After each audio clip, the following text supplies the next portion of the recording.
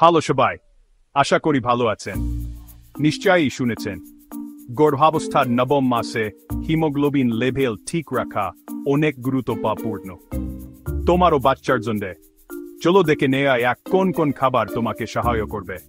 প্রথমেই বলতে হয়, আয়রন সমৃদ্ধ খাবার তোমার সবচেয়ে ভালো বন্ধু। মাছ জাতীয় খাবার যেমন মুরগি, মাছ আর লাল মাংস থেকে হিম আয়রন পাওয়া যায়। আর ভুলে এও না শাক সবজি আর ডাল থেকে নন হিম আয়রন পাওয়া যায়।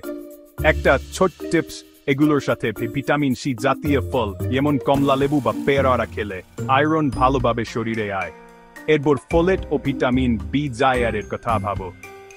শাক সবজি যেমন শাসা আর আটার রুটি ফোলেট সমৃদ্ধ। ডিম আর দুধ থেকে বি জায়ারের পাওয়া যায়। আর হ্যাঁ, লোহার কড়াইতে রান্না করলে অতিরিক্ত আয়রন পাওয়া যায়।